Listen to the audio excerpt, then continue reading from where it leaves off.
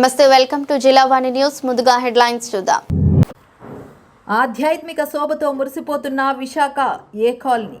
నేటి నుంచి శ్రీ నీలామణి దుర్గమ్మ ఆలయ ప్రతిష్ట మహోత్సవాలు. 3 రోజుల పాటు వైభవంగా శాస్త్రోక్త కార్యక్రమాలు. నేడు విగ్రహాల గ్రామ ప్రదక్షిణ, యాగశాల ప్రవేశం. భక్తులతో కిటకిటలాడుతున్న ఆలయ ప్రాంగణం. శ్రీకాకుళం నగరంలోని విశాఖ ఏ కాలనీలో నూతనంగా నిర్మించిన శ్రీ శ్రీ శ్రీ శ్రీ నీలామణి దుర్గమ్మ ఆలయ ప్రతిష్ట మహోత్సవాలు నేటి గురువారం నుంచి అత్యంత వైభవంగా ప్రారంభం కానున్నాయి. స్థానిక రామలక్ష్మణ కూడలి నుంచి పెద్దపాడు వెళ్లే ప్రధాన రహదారికి ఆనుకుని ఉన్న ఈ ఆలయ సముదాయం కాలనీవాసుల సమిష్టి కృషి విరాళాలతో సర్వాంగ సుందరంగా సిద్ధమయ్యింది. గత ఏడాది ఏప్రిల్లో శాసనసభ్యులు గొండు శంకర్ చేతుల మీదుగా శంకుస్థాపన జరిగిన ఈ ఆలయం ఇప్పుడు ప్రతిష్ట పర్వానికి చేరుకుంది. నేటి కార్యక్రమ వివరాలు. ఉత్సవాల్లో భాగంగా తొలి రోజు గురువారం ఉదయం 8 గంటల నుంచి ఆధ్యాత్మిక కార్యక్రమాలు మొదలయ్యాయి. గ్రామ ప్రదక్షిణ, శిలా విగ్రహాలు, నందీశ్వర శిఖర ఉత్సవ విగ్రహాలను పురవీధుల్లో ఊరేగింపుగా ఊరేగిస్తూ గ్రామ ప్రదక్షిణ నిర్వహిస్తారు. యాగశాల ప్రవేశం. మధ్యాహ్నం 3 గంటల నుంచి విఘ్నేశ్వర పూజ, పుణ్యాహవచానం, రక్షా సూత్రధారణ కార్యక్రమాలు నిర్వహించి యాగశాల ప్రవేశం చేస్తారు. అంకురార్పణ. సాయంత్రం వేళ అగ్ని ప్రతిష్ట, ధాన్య దివాసము, నవగ్రహ మండప ఆరాధనలు శాస్త్రోక్తంగా జరగనున్నాయి. దేవి భాగవత ప్రవచనం, ఆధ్యాత్మిక పరిమళాలను వెదజల్లుతూ సాయంత్రం 7 గంటల నుంచి బ్రహ్మశ్రీ నిష్టల నరసింహమూర్తి గారిచే దేవి భాగవత ప్రవచన కార్యక్రమం ఉంటుంది. సర్వం సిద్ధం. బ్రహ్మశ్రీ రేజేటి శ్రీనివాస శర్మ ఆచార్యత్వాన పలువురు వేద పండితుల ఆధ్వర్యంలో ఈ 3 రోజులు వేడుకలు జరగనున్నాయి.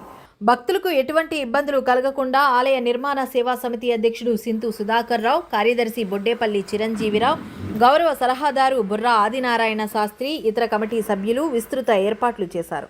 భక్తులందరూ ఈ మహోత్సవంలో పాల్గొని అమ్మవారి కృపకు పాత్రులు కావాలని వారంతా కోరారు. అమ్మవారి ఆలయ ప్రతిష్టా కార్యక్రమం ఏప్రిల్ 23లో జరిగింది శంకుస్థాపన. ఈరోజు రేపు 26, 27, 28 తారీఖుల్లో అమ్మవారి ప్రతిష్ఠ 28వ తారీఖున జరుగుతుంది. దీనికి కాలనీలో ఉన్న పెద్దలు అందరూ సహకారంతో ఈ కాలనీని అభివృద్ధి చేశాము. అందరూ ఒకే కుటుంబంలో ఈ ఆలయ నిర్మాణానికి ధన సహాయం, వస్తు సహాయం రూపేణ అన్ని రకాలుగా తోడ్పడి నాకు ఎంతో సొంత అన్నదమ్ముల కంటే ఎక్కువగా ఆదరించి ఈ ఆలయ నిర్మాణానికి బాగా తోడ్పడ్డారు. ఇది ఈనాటికి చక్కగా పూర్తయింది. ఈరోజు మేము స్టార్ట్ చేసి గ్రామ ప్రదక్షిణకి అమ్మవారిని తీసుకెళ్ళి అమ్మవారిని తిప్పాము. అమ్మవారికి వచ్చిన తర్వాత 3 గంటల నుంచి కంకణధారణ అవుతుంది. అందరికీ కంకణాలు కట్టిన తర్వాత పూజా కార్యక్రమం మొదలు పెడతారు. పూజా కార్యక్రమంలో 26వ తారీఖు మధ్యాహ్నం, 27 ఉదయం మధ్యాహ్నం, 28వ తారీఖు ఉదయం జరిగాక అమ్మవారిని 11:23 నిమిషాలకి అమ్మవారిని శంకుస్థాపన జరుగుతుంది. దానికి కాలనీలో ఉన్న పెద్దలందరూ వచ్చి సహకరిస్తారని మరీ చెప్తున్నాను. అందుకు అమ్మవారి దీవెనలు అందరికీ ఉండాలని కోరుకుంటూ సెలవు తీసుకుంటున్నాను. ఎమ్మెల్యే గారి ఆధ్వర్యంలో ఈ స్థల సేకరణ జరిగింది. ఎమ్మెల్యే గారు స్థలం ఇచ్చి ఎమ్మెల్యే గారు కూడా మాకు ఎంతో సహకారం అందించారు.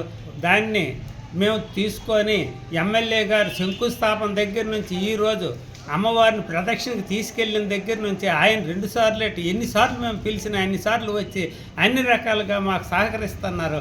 అందుకు ఆయనకు మా ధన్యవాదాలు తెలుపుకుంటూ మా కాలనీ పెద్దలు, తరువాత ఈ కమిటీ పెద్దలు అందరూ ఇంతవరకు ఈ జిల్లాలో ఎక్కడా లేని విధముగా 90 మందితో కమిటీ ఏర్పడడం అనేది ఇదే మొట్టమొదటిసారని నేను అంటున్నాను.